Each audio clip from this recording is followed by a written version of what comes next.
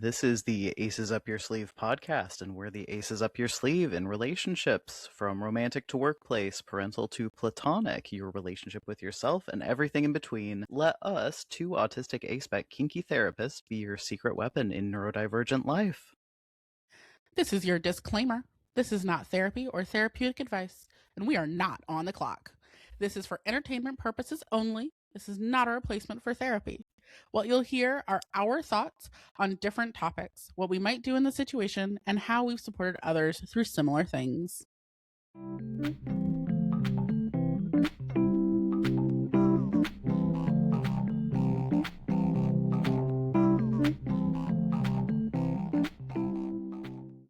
Hello, welcome to the Aces Up Your Sleeve podcast. I'm your host, Cade. And I'm your host, Sabrina. And we're excited to talk about asexuality things today. We got some requests to talk more about it, some good questions, so... Yeah. It's going to be a fun old time. I love how the topics really swing between autistic stuff, asexual stuff, kinky things, and then like sometimes it's a mix of all of the above for one episode. Yep, it works out really well. Yeah, agreed. Before we jump into the questions, though, listeners, did you all know that there's a new ASPEC flag? Yeah, it was kind of perfect timing that I saw. I think the official one dropped on like the 21st. We're recording on of April. We're recording on May 2nd, and so like it kind of was perfect timing. Yeah, and I know the info is kind of delayed for listeners, but it sounds like this is not a big corporate organization trying to push some colors or some messaging. This is like actual community members led by an asexual community member and a Black femme asexual community member, which is very exciting. Yeah, so we wanted to one, highlight that, and two, probably update our logo and our materials to match, because this flag is actually very cool. Yes. Yeah, and the like meanings of the colors, and there's a huge amount of like time and effort and labor and intention and care that is very clearly put into this. Yeah. I hope I'm gonna pronounce this right, but the old flag's about 15 years old, and I guess about 3 years ago, a shabby of AceinGrace, located over at _AceinGrace_ on Instagram, started trying to do this big project of revising the flag, making it actually represent the community. Took in a ton of community feedback from over 1,000 people, I think is what that had said. Revised the original draft of the update, like just has been working so hard at this, and so finally it's released. Yeah, it's super exciting. And so yeah, like Kate said, we're going to be updating. You'll see the like images and graphics change. So the new flag has some yellow in it. We'll talk about kind of what it stands for. And our current logo has gold in it. So we're going to be figuring out how to make both of those still stay, because the gold is for autism. And so we want to be able to keep both things going on.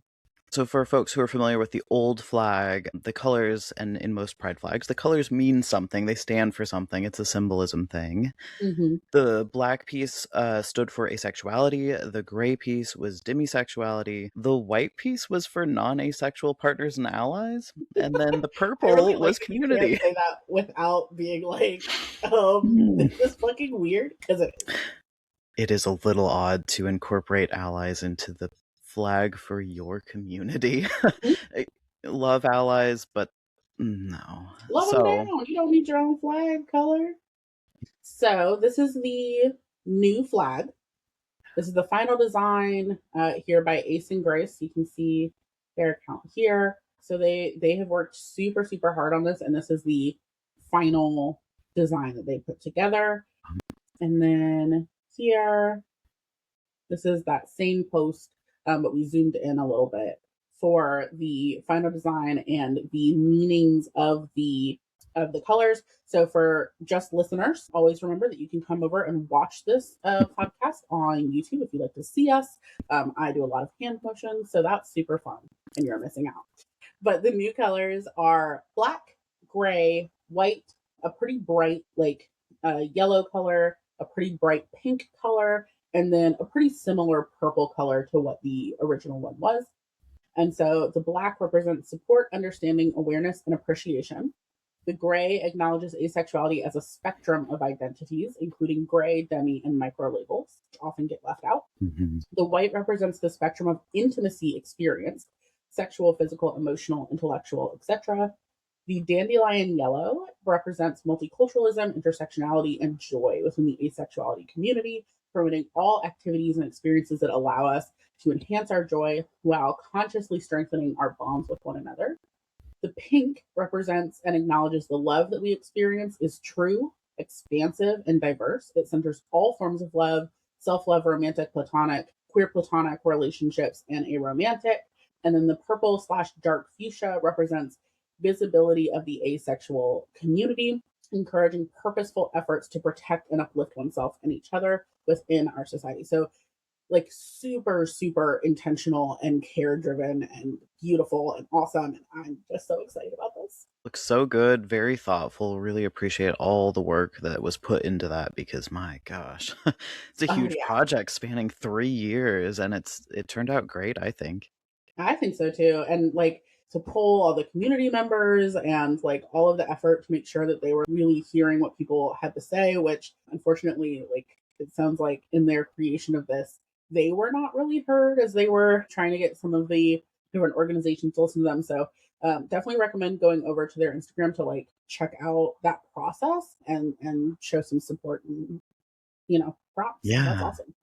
give them a follow. They post some good content. I was scrolling through and I was surprised I hadn't heard of them before, but it Same. also it shows, just how centralized the asexual community is online, where if you're not in these certain forums, you may not hear about each other.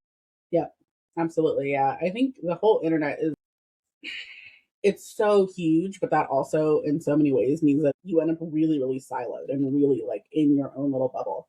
Um, so I'm excited to have found them. Yeah. Yeah, love to know listeners' thoughts. If you were able to see it here on YouTube or if you heard it, we'd love a comment to know what you think of it and if any of your favorite colors are in there. Yeah, I'm excited that we're not losing our purple Yeah, yeah, and it works out nice that there's a yellow. It'll be interesting to see what we end up doing with the gold by the time this episode releases. for sure. Cool. Well, as far as questions go today, our first one is, how do hormones impact someone's sex drive? I've been told that my asexuality is due to low hormones and that menopause can make it worse. Seeing Mm, that asexuality is common for autistic people has me rethinking that. Is it hormones or our brains? yeah, I don't know. It can be hard because it's like I also know that a lot of ace people get told like, "Oh, well, you're not ace. You just have a hormone thing, and that's why you, whatever, whatever." Okay, Ed, this is the danger. Say hi. Say Oh, look at hello. that cat. Hi. Together, we're almost the ace flag. Oh, cute. And another great reason for folks to watch the video, you get to see Egg the kitty. But yeah, I know that this can sometimes be used to kind of tell people that, like, to invalidate like people's experience, which sucks. And absolutely, hormones impact your sex drive, right? Like that's Yeah. a lot of, not all of by any means, but a lot of their job. Yeah, and just because hormones are impacting your sex drive doesn't suddenly mean that you can't be asexual. You can still be on the asexuality spectrum if it's hormones that are doing it, if it's depression medication that's doing it, if it's the life circumstance that's doing it.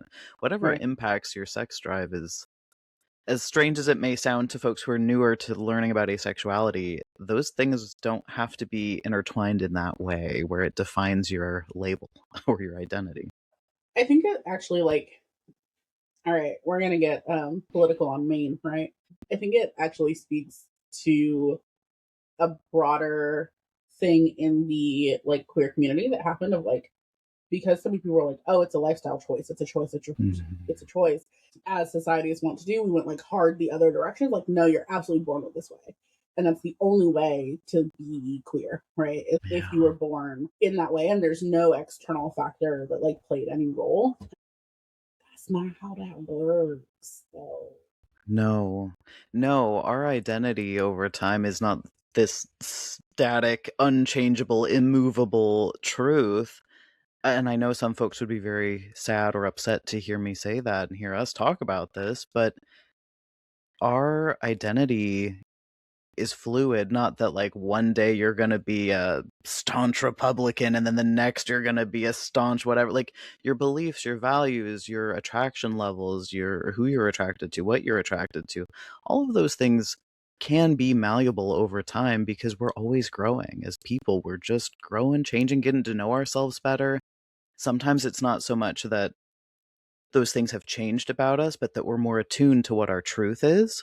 There's so many folks on the asexuality spectrum who were like, oh, I thought I was actually hypersexual because they were masking and trying to fit in, not so much because that's how they wanted to be or what they felt good about doing necessarily. Yeah. And just because who you are today is one thing doesn't mean that who you were yesterday is less valid. And it Yeah. also doesn't mean that you weren't who you were yesterday. You know what I mean? It doesn't take that Yeah. away. And so, yeah, I think even if it is your hormones, that doesn't make you more or less ace than if it wasn't your hormones. And if it Yeah. is your hormones, that's absolutely possible, right? And then what you do with that information is up to you. Because I think the hard piece about conversations like this is that generally the person who's leading them is trying to get you to fit into the allosexual norm. Yes. So, oh, it's probably just your hormones. Let's give you hormone replacement stuff, or let's give you Let's some try to sort of fix like it. stimulant that'll, yeah, something that will change these things for you so that you can quote unquote be more normal, which is not not the goal and shouldn't have to be the goal for a lot of folks. Yeah. So, like the last part of the question, is it hormones or our brains? I have some biology information for you, my friend. Our Yeah. hormones are in our brains. Like, really, everything about our experience of the world is in our brain. It's the same thing when folks are like, oh, that anxiety is just in your brain. Yeah, babe. Where the fuck else did you think it was? What do you mean? It Yeah. doesn't make it less real. And neither does your asexuality being in your hormones and or your brain. Yeah. Yeah. And if you had high sex drive, you could still be asexual. So, Mm-hmm. I think that's the other thing that gets conflated a lot here is that, well, if it's all in your brain, then you change your brain and that'll change your reality and then that'll change. It's all so intertwined that it's hard to say that adjusting one thing is going to adjust all the other things. It just doesn't really work like that. At all. Like, we see this a lot with like neuronormativity, Hmm. right? With like, there is only one right way. And I think the actual truth is that there is no wrong way. Yeah. There's not like, not only is there not one right way, there is no wrong way to be. And Yeah. so if you're okay with where your sex drive is, be okay with where your sex drive is. You have to know it can be impactful in relationships and things like that. And so I Hmm. think that there can be reasons, really valid reasons, to want to see if it's mutable at all. But if it's just a like, because I'm supposed to XYZ. Yeah, different if you miss it and want to make some movement or change, but even then, there's no saying that increasing certain hormones or balancing things out in a certain way is going to cause a spike in libido. That's also not Mm-hmm. a guarantee. There's also a lot to be said for the placebo effect. So sometimes doing things that don't actually physically do anything to your brain or hormones can still change your sex drive. So all that to say, like, we're kind of guessing at what controls sex drive because there are so many components to that. And then Yeah. secondly, only do something about it if you want to do something about it. Don't feel pressured. I can't tell in this question if someone feels pressured or not, but Yeah, I think if you do feel pressured, or if you don't know if you feel pressured, it's worthwhile to like kind of check in. You know, that menopause can make it worse. Like, it seeing that asexuality is common in autistic people has me like rethinking that. Like, that there are lots of ways and reasons that people both can be asexual and can find themselves experiencing something close to the asexuality like spectrum, or something on the asexuality spectrum, right? Because that's it too. It's like it is a spectrum. Okay, all right. There's a cat eggs in my lap fact. now. Yeah, at least she's not on the desk. Oh, But we're just gonna hope she doesn't unplug anything. Yeah, Okay, thank you. please cooperate, Egg, if you're going to be a guest on the podcast. Genuinely, come on now. You're a mascot. You got to get it together. Right. Yeah, so I hope that that answers that question. There's lots of information online about how hormones do and don't affect sex drive. The hard thing is, most of those are also written with that allosexual perspective in mind, and so Hmm. it may not be the most strength based stuff, and it may not be the most accurate stuff to your experience. Yeah, exactly. I think that's the thing is it gets really hard when it's like, oh, well, just look at what the research says. The research isn't always affirming and things like that. Yeah. And so you have to be really mindful of like who are the researchers and what is their goal with the research and Mm. who was funding the research and what is their goal and like it's a whole bunch of stuff.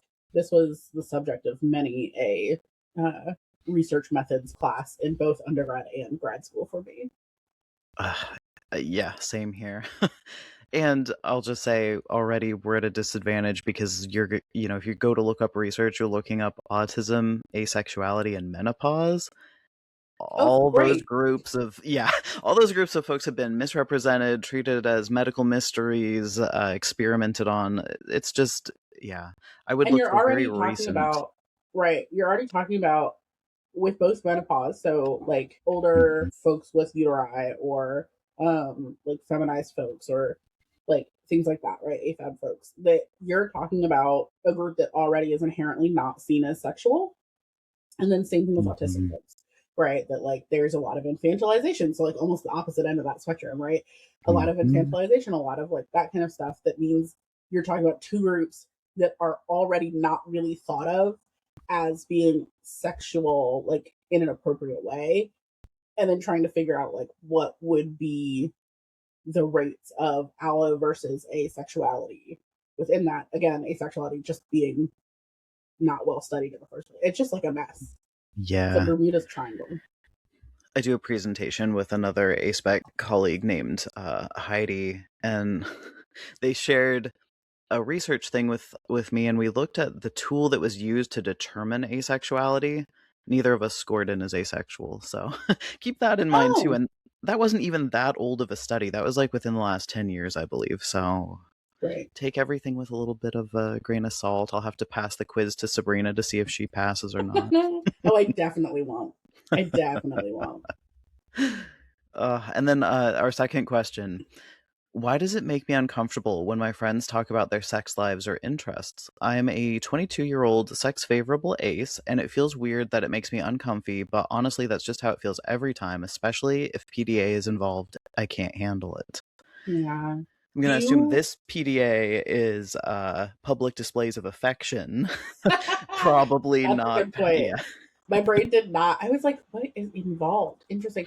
That makes a lot more sense. And it's a helpful reminder. I was gonna say, can you explain to our audience what sex favorable ace is?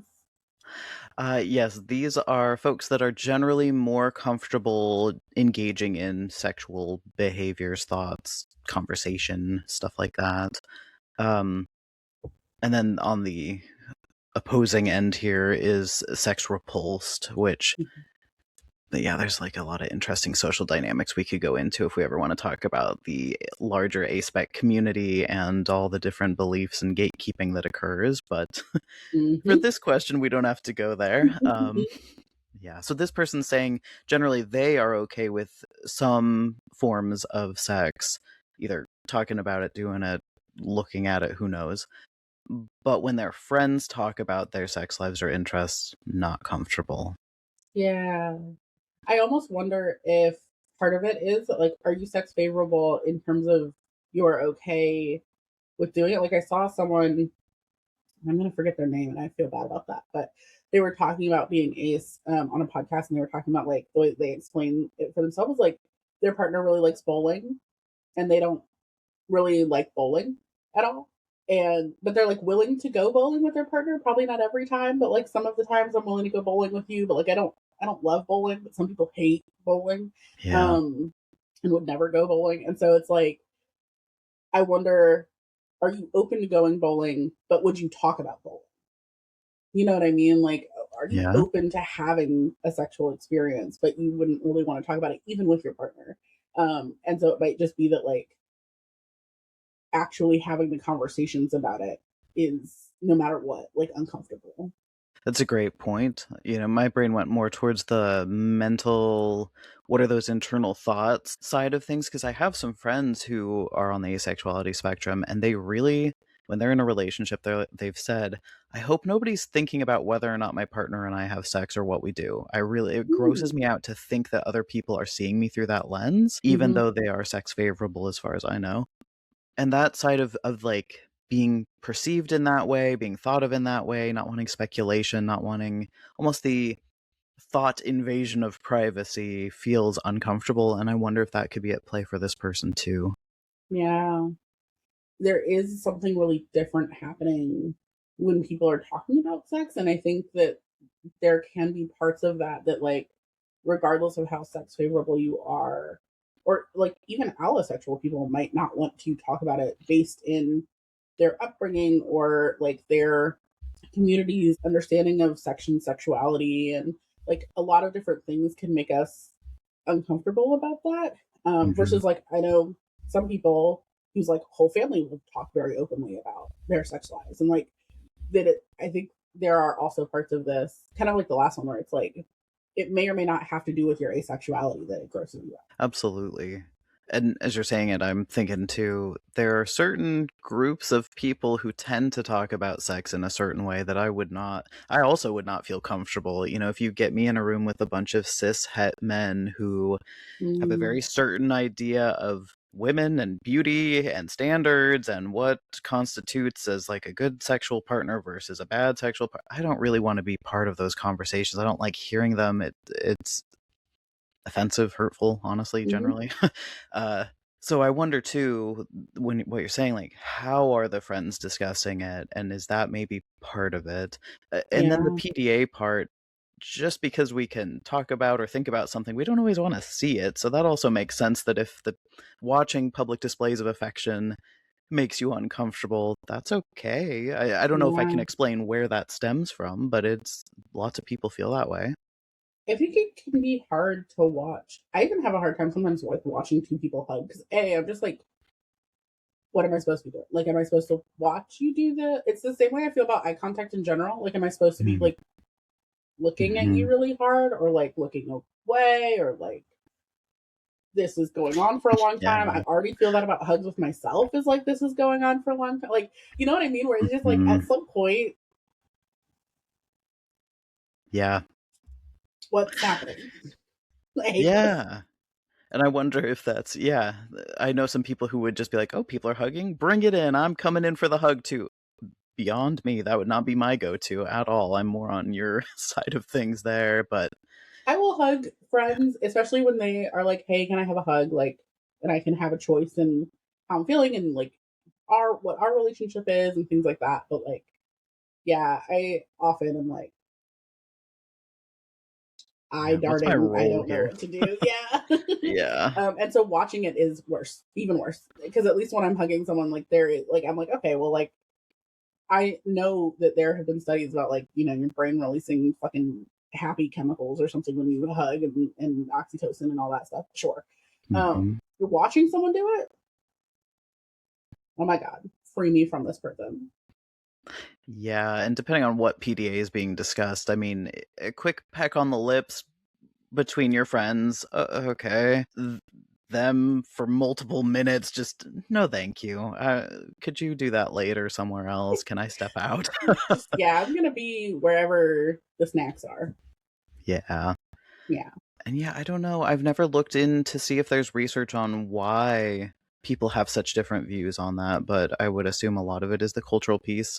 Mm-hmm. Some of it is probably your own sexuality and your own biases and stuff. Like maybe someone's listening and going, "Wow, Kate and Sabrina really have not unpacked something. Who knows what?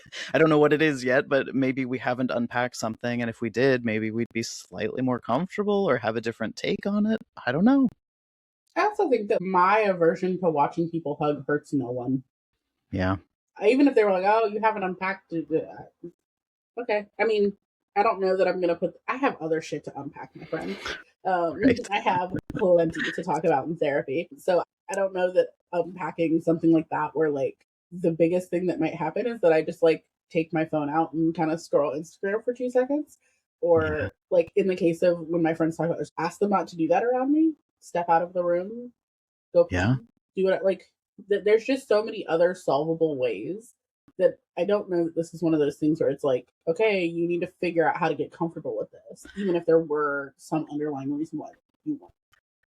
I agree. I agree. I would if there's something to unpack, listeners, please let us know because the reason I would want to unpack it is if it's somehow affecting and impacting the way I interact with people in other ways or the way I think about myself or something. Hmm. Sometimes if I don't know what there is to unpack, it might actually be causing some subconscious bias or something in other places. Hmm. So we're open to hearing it. I'd love Yeah. to know. I mean, maybe I'll do a little Googling when we wrap up here today and spend the weekend trying to find like what is under that, and then we can revisit it if I find something. Yeah. That's fair. I mean, like, I think that makes sense. I also just think that there are ways in which, like, sometimes things are imperfect, and Yeah. all the time people are imperfect. And so, as long as I'm a people, I'm going to expect imperfection from me. And as long as some people in my life are not saying, hey, you keep having this expectation of me, or you keep engaging with me Mhm. like this, or like whatever, it's really hurting me and it's hurting our relationship.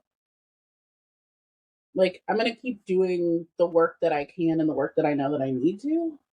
Mhm. Um, and if that work, which is primarily like seeing all people as people and worthy and valuable and worthwhile, and then actually putting into action, like living that understanding, right? Yeah. If somewhere in there it becomes like, yeah, you gotta learn how to stare people down as they give hugs, I will unpack that. But I think it would also then go against the value that I have around like it is okay to not be like others. Also, it's okay to not participate and opt out. you know, yeah, curious to know if there's something that we're missing, but generally when things like that happen and I or folks I've worked with have set boundaries, the allosexual friends are not usually coming back being like, well, you're discriminating against me, or oh, that You view you have is shamed harmful me. because XYZ. Yeah, I don't really hear that ever, so hopefully that means that this is not unintentionally doing some harm to folks and it's just a comfort level and a boundary that you can set. Yeah. And then just make sure that you're making friends with people who will let you know if and when it begins to be harmful. Yeah, and that will respect your boundary. For sure. That part. Yeah. On Upping the Ante, we are going to answer why is it always the asexual person who has to give up monogamy and compromise and do things that we don't want to do? Yeah. Give up monogamy. Interesting. And talk about how we can figure out boundaries and support ourselves in relationships. So we're going to keep on the boundary talk over on Upping the Ante. That's our exclusive bonus content over on Patreon, but it is now we have a private RSS feed. So if you Yeah. subscribe, then you can just upload that RSS feed into your like streaming service of choice, Spotify, Apple, whatever, and listen like it was a regular podcast. So super easy peasy. And so we're going to go record that. You can expect new episodes on Tuesdays. You can find Kate at Cryptid Learns. You can find me at Radical Insights Consulting on Facebook or on Instagram. You can add a .com at the end for our websites. Follow the podcast on Facebook and Instagram at Aces Up Your Sleeve Pod so you can interact with us and see when new episodes release. If you have questions for us, which we would love to answer, visit neurokink.org/AUYS and send it our way. Um, if you have ways that it would be easier for you to reach out to us with questions, tell us. Yeah. Tell us in on Facebook, on Instagram at neurokink.org/AUIS. Fucking email us. I don't give a fuck. Let us know because we want to hear and we want to remove barriers. So we're going to go record that now. Thank you so much for listening. We appreciate you. And remember that tiers on our Patreon start as low as $4 a month. So if you want to hear our continued conversation, that's where it is. We're Yeah. gonna keep on keeping on over there. And your fees currently just go towards reimbursing for some of the fees that we spend on producing the podcast and getting it posted. So thank you for Yeah. supporting us. Thanks so much. Bye bye.